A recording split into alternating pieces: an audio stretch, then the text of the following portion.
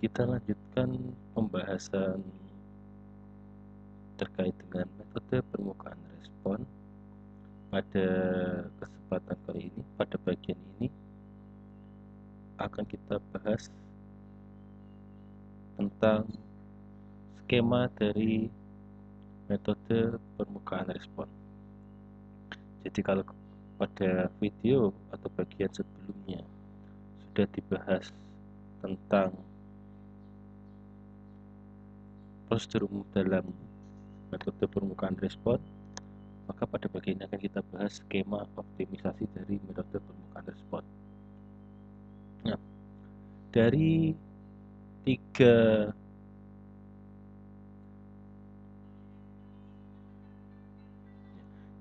bagian yang sudah kita pelajari kemarin, maksudnya bagian dari untuk skema optimisasinya, dari prosedur umumnya, maksudnya prosedur umum terdapat bagian screening, kemudian bagian improvement, dan yang terakhir adalah bagian untuk penentuan titik optimum dari metode permukaan respon. Nah, kurang lebih skemanya seperti ini. Nah, ini ada yang saya dapatkan materi untuk skema dari metode permukaan respon seperti ini. Jadi ada suatu prosedur yang harus dijalankan dan untuk melakukan analisis dengan MPR. Pada bagian ini, yang pertama adalah bagian screening. Ini bagian screening. Maaf ya, kelewatan. Nah, screening. Ini adalah bagian pertama atau prosedur pertama, yaitu screening, dengan melihat faktor mana saja yang diperlukan atau faktor mana saja yang mempengaruhi dari hasilnya.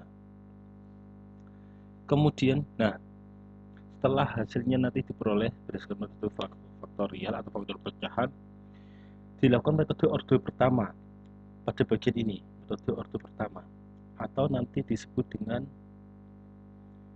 metode yang kita gunakan adalah metode bagian tercurang, yaitu Stepes Ascent atau Descent method.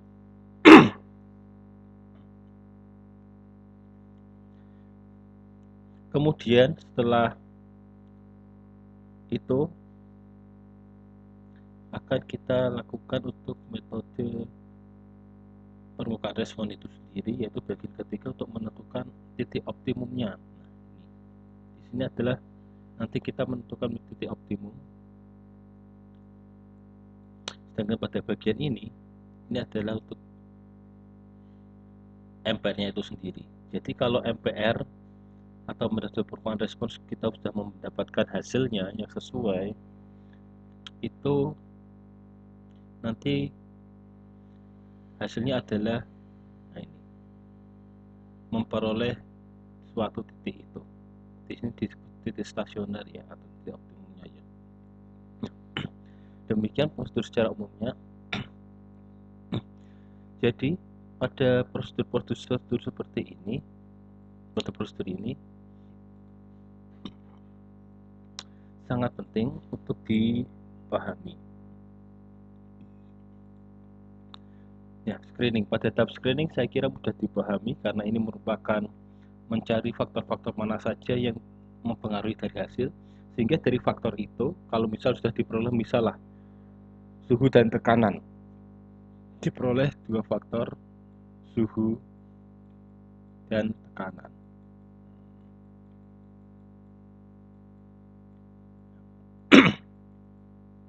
Nanti suhu dan tekanan pada nilai berapakah yang akan membuat proses menjadi optimum. Nah, ini berapa ya? Intinya di situ. Optimumnya nanti bagaimana? Yang membuatnya optimum itu berapa? Setelah, di sini. Jadi kita bahas dari tabelnya atau dari bagannya, dimulai melakukan proses screening seperti tadi, memperoleh faktor-faktor mana saja yang akan mempengaruhi hasil. screening bisa diperoleh melalui desain full faktorial yang ditambahkan beberapa titik center point. Apa itu titik center point? Nanti akan dibahas lebih lanjut pada ketika kita membahas tentang metode dagian tercuram atau metode turunan tercuram. Nah, setelah itu dilakukan metode turunan tercuram di sini ya, model orde pertama di sini. Tujuannya adalah untuk memperoleh nanti ada yang disebut dengan daerah dagian tercuram. Daerah dagian tercuram. Tujuannya di sini. Untuk memperoleh daerah dagian tercuram.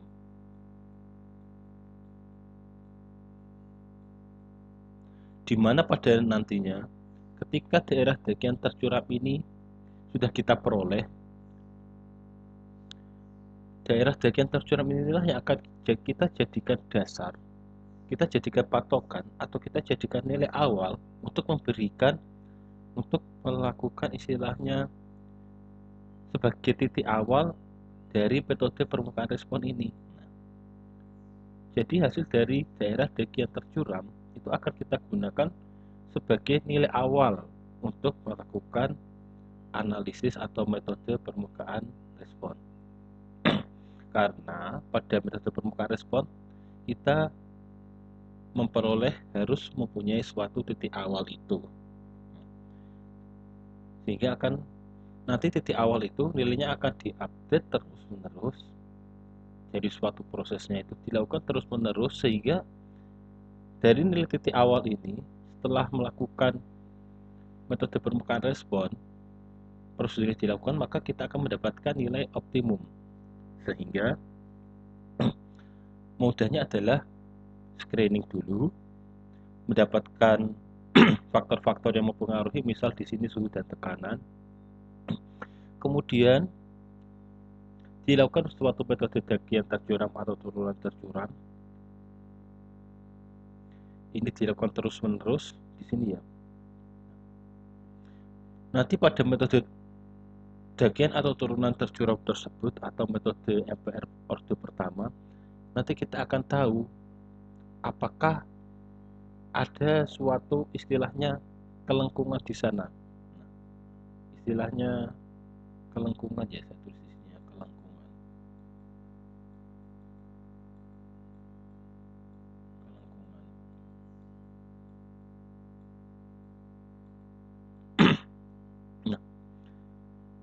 Nah, jadi nanti metode MPR orde pertama itu akan dilakukan terus-menerus. Nah, jika nanti diperoleh suatu kelengkungan, ditemukan suatu kelengkungan berdasarkan analisis statistik, maka metode permukaan respon orde pertama itu atau kita gunakan metode dagian tercuram atau turunan tercuram menjadi sudah tidak bisa digunakan lagi jika kita memperoleh suatu kelengkungan.